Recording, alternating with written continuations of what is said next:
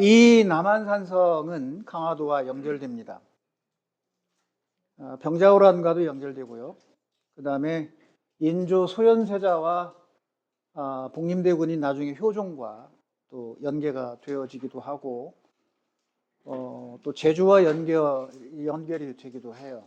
동계정원이라고 하는 이 주전파, 광해군과 관련해서 의배에 갔던 이 동계정원이 광해군은 제주로 의배 오고 동계정원은 풀려서 육지로 올라온 데 남한산성에 들어가서 이 병자호란의 한복판에 있게 됩니다.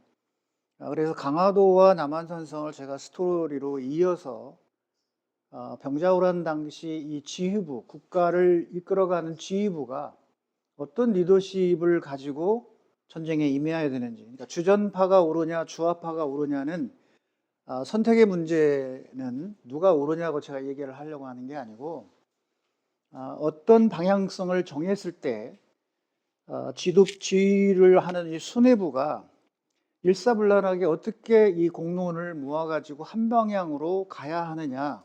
한국전쟁도 마찬가지고요. 임진왜란도 마찬가지고 모든 전사가 다 그렇습니다. 그래서 이 병자호란에서 태어나는 사막사라고 하는 용어, 홍익한 윤집 오달제라고 하는 훗날 척화시인으로 11명 지정됐다가 너무 많다고 해서 3명만 축소해서 이 3사람만 심양으로 끌려가서 결국 끝까지 의리를 성리학적 그런 사고의 한계를 극복하지 아니하고 끝까지 자기의 절개를 지켜서 심양에서 처형당한 3사람 우리가 사막사라고 해요. 그 사막사가 간 길이 오늘날 우리가 평가를 함부로 할 수는 없겠지만, 그래도 역사를 뒤에 우리가 미래의 과거를 들여다본다면 이렇게 하는 게 좀 더 나았지 않았을까.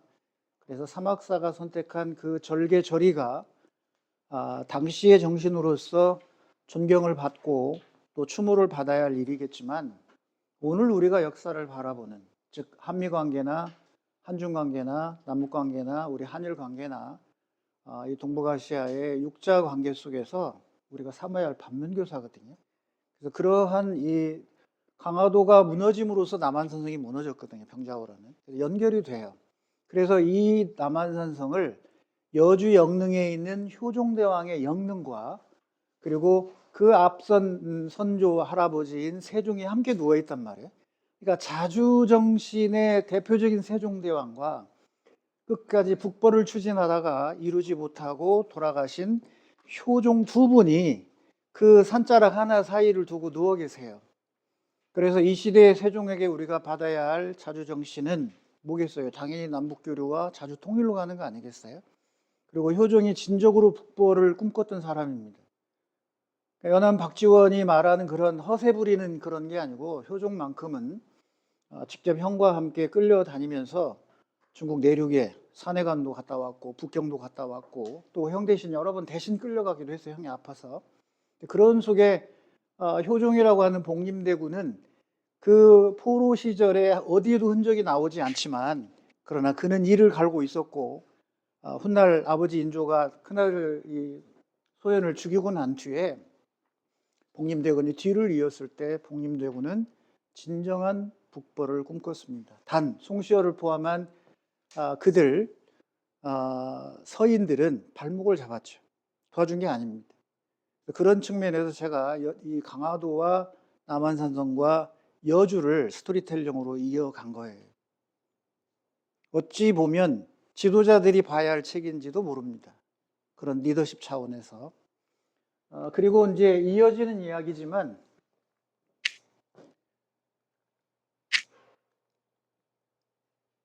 이게 이제 제가 우리 역사 선생님들이나 사육가 선생님들을 모시고 남한산성이나 여주를 스토리로 이어서, 주제가 뭐예요? 보세요. 남한산성 여주에서 배우는 극난국법과 자주정신, 뭐 이런 거잖아요.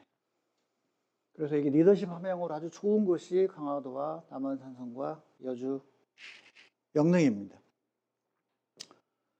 이 병자호란이 남한산성에서 무너진 뒤에 제가 이제 이 스토리를 중국의 자금성까지 끌고 가고, 소현세자가 이 북경의 남천주당에서 아담 샬이라고 하는 이 서양의 천문학자 겸 신부와 교류하고, 그래서 새로운 학문을 받아들이면서 본인이 볼모 생활이 끝나면 귀국해서 새로운 조선을 꿈꿨던 그런 공간이 저 밑에 남천주당입니다. 그리고 저 밑에 가운데 있는 초록색 건물이 바로 소현세자가 1644년에 청나라가 바로 이 명나라를 무너뜨리고 자금성을 입성했을 때 포로로 역시 소현세자를 끌고 갔거든요. 조선이 뒤를 치지 못하게. 그때 기거했던 곳이 저 문영각입니다. 자금성 안에 저걸 제가 찾았어요. 찾아내서 인문학기행 때 안내하고 있습니다. 남한산성에 섰던 의인들의 향기는 뭐냐? 주전파인 동계 정원이냐? 아니면 주화파인 지천 최명길이냐? 그런 선택의 문제가 아니다, 그런 얘기입니다.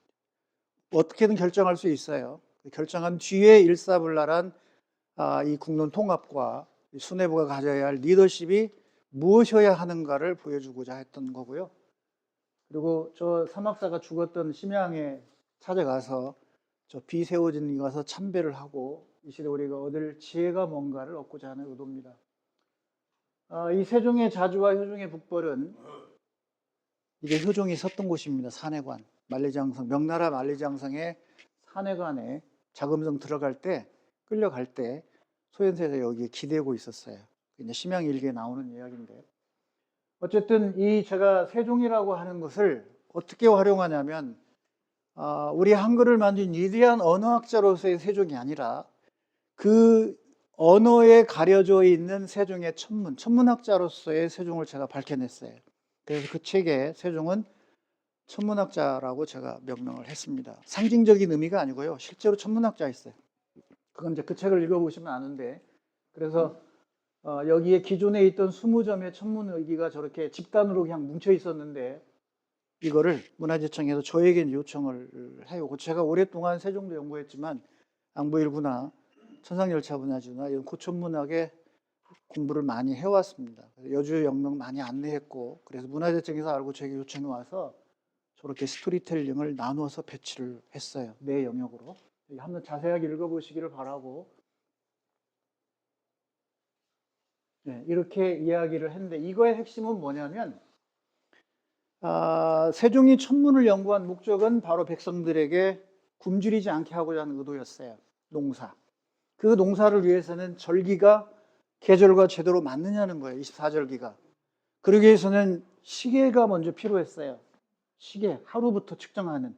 그 하루부터 측정해야 1년의 길이가 나오고, 그 1년의 길이를 알아야 24절기를 정확히 알고, 그 24절기를 알고 농사와 관여해서 예를 들면 망종 때 벽실을 뿌리거나 모내기를 해야 되는 거거든요. 하지 때 보리를 안 베면 보리가 못 먹어요. 쉰다고 해서. 이런 것들을 농사의 속담을 만들어서 백성들에게 알려줘서 때를 놓치지 않게. 그래야 굶주리지 않는다는 거죠. 그러기 위해서 뭐가 필요해요? 우리의 달력이 필요한 거예요. 그게 역서예요. 그 역서는 중국에서 가져와요. 동지사가 가서 하는 일이 그거예요. 그런데 그거는 황제의 고유 권한이에요. 제후나 사대하는 나라에서는 역서를 만들면 안 되는 거예요. 황제의 권위를 뺏어가는 거기 때문에 그건 죽음입니다. 비밀리에 20년을 세종이 연구를 했어요. 그래서 조선의 역서인 칠정산 내편, 의편을 끝내 만들어냅니다. 그 과정에 20개의 천문의기들이 제작이 된 거예요. 그 목표를 달성하기 위해서. 그래서 조선에서는 역서를 2개를 썼습니다. 세종 때 만든 역서와 명의에서 가져오는 거, 훗날 명이 사라진 뒤에는 청에서 가져온 역서를 같이 쓰게 되는 겁니다. 여기에 바로 세종의 자주천문이 있는 거예요. 자기 목숨을 내놓고 천문을 자주적으로 이룩한 군주. 그게 오늘 남북분단의 남과 북이 가야 할 지도자들의 길이 여기에 있는 거예요. 그게 자주통일의 길이에요. 그러니까 단순히 세종을 우리가 흠모하고 이런 게 아니라, 저는 천문학을 본래 천문학으로 논문도 썼지만 그런 천문과 고천문에 대한 이 애정, 열정으로 세종을 연구하게 됐고, 그래서 결국은 여주 영릉에 있는 세종 앞에 있는 그 의기들을 영광스럽게도 제가 스토리텔링하고 재배치시키고 다 입혔다고 하는 것이 얼마나 자랑인지 모릅니다. 그 이야기가 100여 쪽에 걸쳐 써 있습니다. 자, 결론은 세종의 자주천문이라고 하는 거예요. 자, 이제 경기도 강원도입니다. 여기는 바로 이 다산 정약용과 화서 이향로 선생이 배우자고 하는 선비의 길이에요. 화서 이항로는 아시는 것처럼 우리 유정척사의 거두 중에 한 분입니다. 두 분을 대려면 북쪽에는 화서 이항로, 남쪽에는 전북 순창의 구수동, 지금의 동산마을입니다. 거기서 태어난 노사 기정진 선생입니다.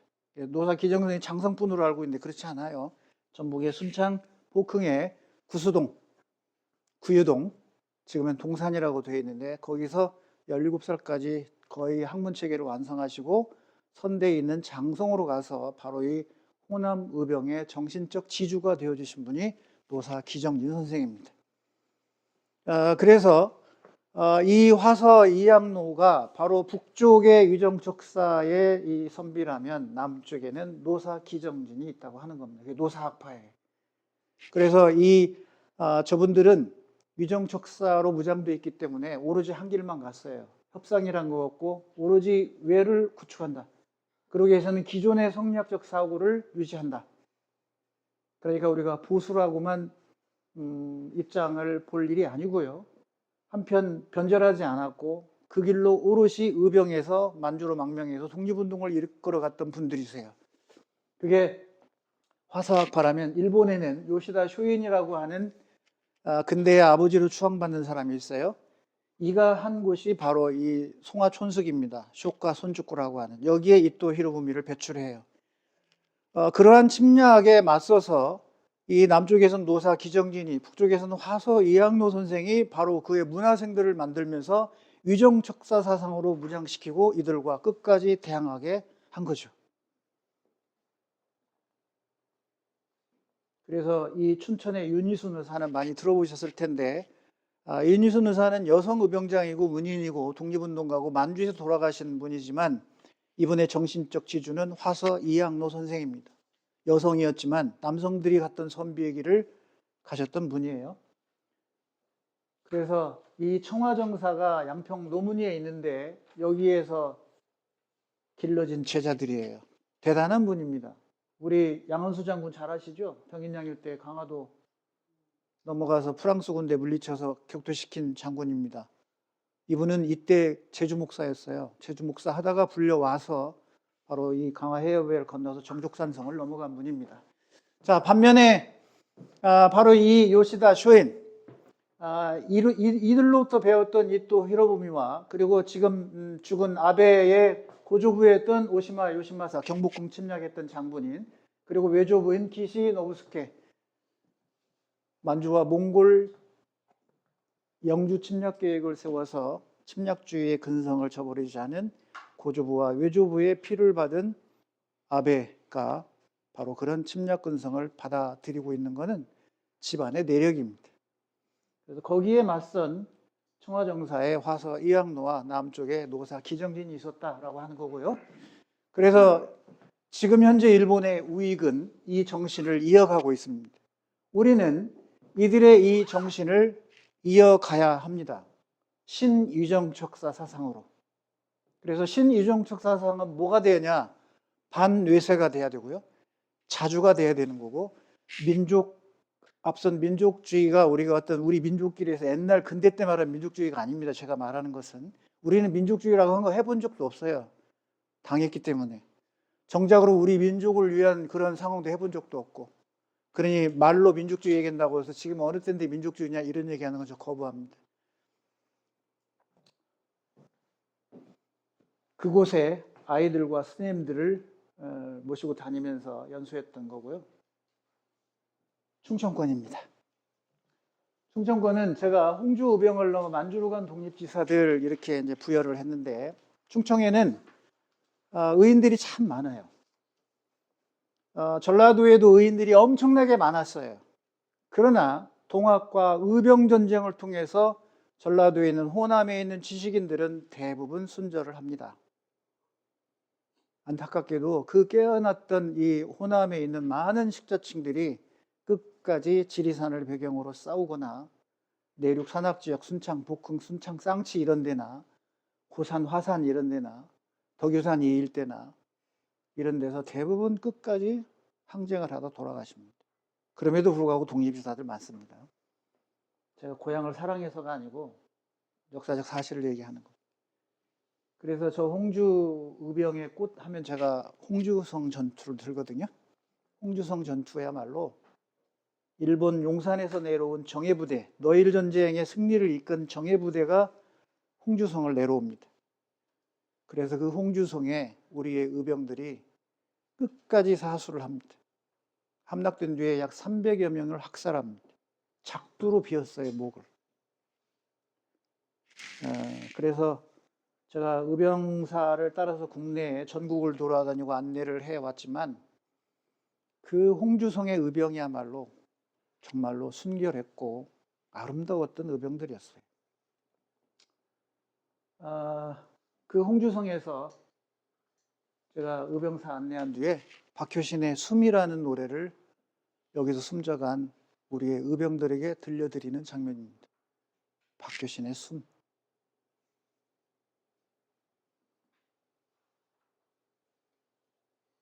남원 지역의 선생님들을 위해서 김계남 장군 따라가는 동학농민혁명기행을 청주성을 안내하기 위해서 그 김계남 장군이 따라갔던 길을 개발하고 그리고 청주성 그 전투지까지 다 답사한 뒤에 바로 홍주로 넘어갔어요. 홍주로 넘어가서 홍주성을 한 바퀴 돌고 제가 그 자리에서 눈물을 흘렸습니다. 그리고 쓴 글에 다녀와서 그들은 기억되지 않았고 그랬기에 잊혀지지도 않았다. 기억을 해야 잊혀질 거 아닙니까? 기억에도 없어요. 그렇게 숨져간 많은 의인들이. 이게 박효신의 노래 숨인데요. 시간 없으니까 생략하고. 자, 이제 동학을 넘어 통일까지. 제가 그동안 안내했던 프로그램인데요. 우금치를 넘으며 탑공을 가고 서울로 가고 파주 DMU지에서 압록강을 보고 제족봉까지 가고 이런 프로그램들을 만들어서 연수를 진행을 해왔습니다. 그 이야기들이 거기 써 있는 거고요.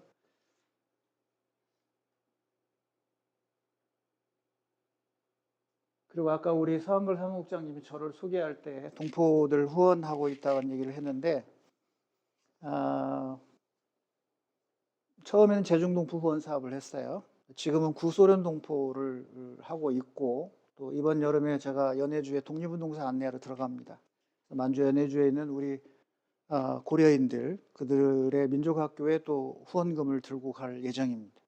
또 일본 쪽에 제1조선인 교원들을 국내에 초청해서 민족 교류 사업을 추진하려고 하고 있습니다. 이와 같은 일을 벌이는 이유는 깨달은 바대로 실천하고자 하는 겁니다. 말로 하는 의식이 아니고 깨닫고 인식했으면 실천에 옮기는 우리 민족의 치유의 길이거든요. 일본이 찢어놓은 상처, 우리가 우리 민족끼리 치유해 나가자. 그래서 저와 함께하는 동지들이 이 일을 하고 있습니다. 후원금을 내주고 있고 제가 앞장서서 하고 있고요. 자, 이제 길이한 게 학원입니다. 학원은 제1부가 영남권이고요. 영남의 핵심은 바로 이 만주 서간도에 있었던 신흥무관학교에 우당 이혜영 선생의 육형제, 서울권에 있는 분도 중요하지만 바로 영남 안동의 천전 내한마을에 있었던 150명의 안동의 보수 성향을 가졌던 유림들이 혁신 유림으로 전환되면서 만주 서간도 개척의 인적, 물적, 정신적 자원이 되는 과정을 다룬 이야기가 바로 안동 아직도 내 귀엔 서간도 바람소리가이고요. 자, 이제 호남권으로 와서 전남입니다. 전남은 아까도 얘기했지만 노사 기정진 선생의 문화생들, 물론 집안 후손이기도 하지만 송사 기후만이라든지 그 다음에 성제 기사면이라든지 녹천 고광수는 연곡사 피학골 지리산에서 숨져가신 분이에요. 우리 지리산 문화권에서 아마 누군가는 얘기하실 건데 거기에는 바로 우리 이백 출신인 고광수 의병장이 들어있습니다. 남은 사람들이 잘 모르고 계시는데 고광수 의병장이 남은 분이세요. 그래서 그 고광순 의병장이 연곡사로 마지막 이 동북에서 올라와서 남원에서 기거할 때 그 고광수의 그런 풍족한 재원을 바탕으로 거기에 있다가 바로 연곡사로 넘어가서 최후를 맞이하게 됩니다. 자, 이제 전북입니다. 저는 전주가 고향이에요. 그래서 이 책 거의 근 20년을 정리한 책이지만 아무래도 애착이 많았기 때문에 전북을 가장 많이 다뤘고요. 그 28개의 전북 중에 우리 남원은 11개입니다. 많이 다뤘죠. 예, 그래서 그 남원에 있는 이야기를 다 읽으면 의병의 길도 있고 동학의 길도 있고 3.1 독립만세의 길도 있고 그리고 아까 얘기한 사계정사나 영사정이나 이러한 선비들을 길러낸 남원의 이 정신적 지주의 공간, 학교, 서원 이런 이야기들을 다 다뤄놨습니다. 그리고 지리산 뱀사골 이야기, 빨치산과 토보할 때 가슴 아픈 이야기, 차이력의 이야기 그런 이야기들이 담겨 있고요. 그리고 지리산 구룡계곡을 제가 숲으로 가는 학교를 만들어서 생태주의 철학을 실천하는 공간 그 이야기까지 담아놓았습니다. 자, 여기 한번 볼까요? 전북입니다. 우리 전북은 이런 성격을 갖습니다. 혁명의 땅, 의병의 땅, 수탈의 땅, 그리고 미래의 땅입니다. 이 전북이 갖고 있는 지역의 특성이에요. 호남평야 없으면 우리 대한민국 굶어 죽습니다. 그 호남평야의 서부 평야지대 사람들이 일궈냈고 일제강점기를 극복해냈습니다. 그 호남평야의 물 섬진강과 금강이 대줍니다. 섬진강의 상류, 진안, 대미샘부터 마룡을 거쳐서 임실, 신평, 우남, 쌍치, 복흥, 순창 다 이 물이 개화도로 가고 호남평야로 가요. 평야지대 사람들은 직접 땅과 물과 쌀을 만들어내면서 살아왔고 산악지역 사람들은 그 물을 제공하기 위해서 희생하고 터전을 옮기면서 다른 곳에 정착했던 게 전북입니다. 그런 전북의 미래 새만금이 바로 미래의 꿈을 갖고 가야 되는데 생명을 갖고 가야 된다. 이게 전북의 미래입니다. 동학혁명의 본고장이죠. 의병의 땅입니다. 그리고 미래의 생명은 뭐예요? 기후위기에 숲이에요. 물이고 쌀 생산 못하면 죽어요 우리. 그죠? 그 모든 걸 갖추고 있는 게 전북입니다. 그러니 우리 전북의 정치인들이나 사회 지도층들은 이러한 큰 그림을 알고 있어야 돼요. 그리고 주장해야 돼요. 가서 당당하게. 남원 민복은 박봉양이라고 하는 운봉 방아치 전투 동학에 가담했다가 다시 빠져나가서 자기를 지키기 위해서 민복을 위해서 방아치를 넘는 김계남 장군이 청주로 갔을 때 바로 이 어디예요? 부절 그 위로 올라가는 혁명군 영남으로 가는 혁명군을 가로막은 박봉양 그를 돌아보자고 하는 겁니다. 오늘 이 시대에 우리는 박봉양인가 혁명군인가 어떤 사고를 갖고 있는가 우리는 남북통일과 민족 분열을 해결하기 위해서 우리는 반민족주의로 가는 것인가 아니면 민족을 위하고 같이 가는 길을 택할 것인가. 역사에서 오늘 윤석열이 탄핵된 건 반역사적이었고 반민족적이었고 반민주적이었기 때문에 그렇습니다. 그죠? 친일적이었고 그래서 지리산 뱀사골 메아리에는 차이력의 이야기가 들어있고 연곡사 피아골에는 남원 사람 고강수와 바로 창평 사람 녹천 고강순 그가 바로 임진왜란 때 고경명 장군의 후손입니다. 사계방응현의 사계정사, 안초순의 영사정, 박주연의 몽심증, 교룡산 은저감, 수은 최재우 선생이 썼던 동학론, 본래 동학론입니다. 지금 논학문으로 알려져 있는데 본래 썼던 원판에는 동학론으로 되어 있습니다. 자, 우리 남원은 왜 선비의 고을이냐? 임진 정유년에 민중과 선비들이 전역으로 가서 싸웠다. 우리 고을만이 아니라. 두 번째, 가보년 동학농민혁명의 한 축의 한복판에 있었다. 동학의 태생지이기도 하다. 누구보다도 개혁적이고 혁신적인 김계남 장군의 한 축이었다. 그리고 대한제국 시기의 의병항쟁과 일제강점기, 대일항쟁기에 바로 이 3.1 독립만세 투쟁을 통해서 또 하나 아프지만 이 지리산이 갖고 있는 역사성, 거기에 이태가 쓴 남북은, 이병주가 쓴 지리산, 그리고 차길진 아들 차길진이 있었던 차이력의 수기, 그리고 순창의 천재, 바로 이 남북은 이태와 함께 주인공이었던 김영이라고 하는 순창의 천재가 있습니다. 그 김영이 쓴 총과 백합꽃이라고 하는 곳이 바로 남북은 이태의 이야기와 거의 같은 이야기입니다.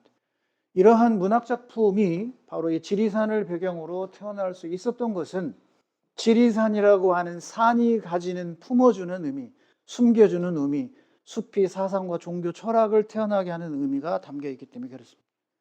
물을 만들어 주죠. 제가 만들어서 숲으로 가는 학교를 해서 많은 교원들, 대전대학교에 있는 대학원에 있는 교수들, 광주에 있는 선생님들 수도 없이 많이 와서 연수를 한 곳이 이곳입니다. 기후위기, 환경파괴, 인성결핍, 생명경시를 극복할 수 있는 곳은 바로 숲이다.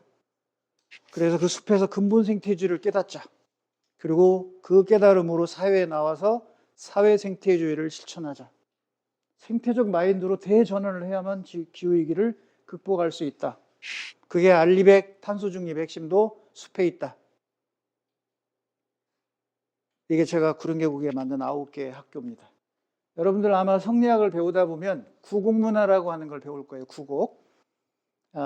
복건성 무의산에 주의가 먼저 시작했어요. 무의정사라고 해서 무의구곡을 병행했는데 그게 조선 고려에서 조선으로 넘어오면서 조선의 선비들도 구곡문화를 합니다. 황해도 해주에 고산구곡, 퇴계 이황이 있는 도산구곡, 화서 이양로에 경기도 양평에 가면 벽계구곡이라는 게 있어요. 그리고 이런 여러 구곡, 우리 남원에는 용호구곡이 있습니다. 행복하죠. 지난 마이산에는 이산구곡이 있고 무주에는 연제 송병선이 내려와서 만든 무계구곡이 있습니다. 이게 바로 성리학적 문화의 산실이거든요. 근데 이거는 그들만의 공간이었어요. 대표적으로 우암 송시열 계통했던 권상아를 포함한 이들 노론이 벌인 화양동 구곡, 묵패를 만들어서 민중들을 수탈하고 착취했던 선비들, 그들이 바로 화양동 구곡을 경영했던 우암의 문화생들이었어요. 퇴폐적이었죠. 그들만의 숲으로 독점을 했고, 이제 숲은 그런 공간이 아닙니다. 모든 생명의 공간이고 거기에 있는 풀 한 폭이 이끼 하나, 지우려 하나, 버섯 하나, 곰팡이 하나들의 공간이 사람이 잠시 들어가서 눈만 보고 오는 곳이지 사람이 점유하는 곳이 아니다 그러니 이게 근본 생태주의. 사회 생태주의가 어떻겠어요? 다 존재해야 되잖아요. 그게 깨달음을 주는 게 숲이다. 이런 거를 제가 이 공간에서 이 구릉계곡입니다. 만들어서 하고 지금은 이제 천문대 옆에 제가 있는 상신에 충정골 만행산 숲으로 가는 학교를 만들어서 지금 세종에서 선생님들이 많이 내려오고 있습니다. 제주는 제가 63차례 안내한 곳입니다. 63회를 안내했어요. 이번 2월까지 2월 4박 5일 30명인가요? 안내하는 걸로 해서 63차례 안내를 했는데 저렇게 많은 이야기가 있어요. 제주는. 그래서 이 길이 향기다가도 제주를 많이 써놨습니다. 태평양 전쟁을 핵심으로 해서 그리고 이제 강 따라 떠난 인문학여행을 제가 진행을 합니다. 그리고 전라도 역사 탐방 교원 연수 교육연수원에 교원 연수했던 이야기들을 거기다가 써놨고요. 광주에 있는 영재 학생들 우리 동진강 혁명강 이었던 이야기들을 적어놨고요. 작가 조정래의 소설 아리랑을 2019년부터 안내하기 시작해서 지금은 아리랑 인문학기행을 계속 진행하고 있습니다. 조정래 선생님이 저의 후원자도 되어주시고요. 독서대도 만들어 보내주고 아리랑의 꽃백도 만들어서 저와 함께 다니는 참가자들에게 나눠줘라. 일본 가는 분들에게, 만주 가는 분들에게, 이번에 연해주 가는 분들에게도 그의 꽃백을 드릴 예정에 있습니다. 왜 제가 이제 공간 스토리텔러라고 한지 좀 이해되셨나요? 자연지리를 바탕으로 하는 겁니다. 자연지리를 바탕으로 해서 생명과 생태를 근간으로 해야 돼요. 그래야 우리가 민족 생태주의도 생각할 수가 있고 통일도 바라볼 수가 있는 것이고 우리 민족의 미래를 꿈꿔볼 수가 있다. 그런 얘기입니다. 시간이 다 될 것 같은 것 같아서 이제 마무리. 길의 향기 하 스토리텔링 이렇게 이어갔고요. 그리고 이게 오늘 이야기의 마지막입니다. 제가 제주도에 선운장사가 있어요. 에어로 베이스입니다. 태평양 전쟁사를 여기서 마무리하고요. 만주 독립운동사, 연해주, 그리고 일본을 제가 오사카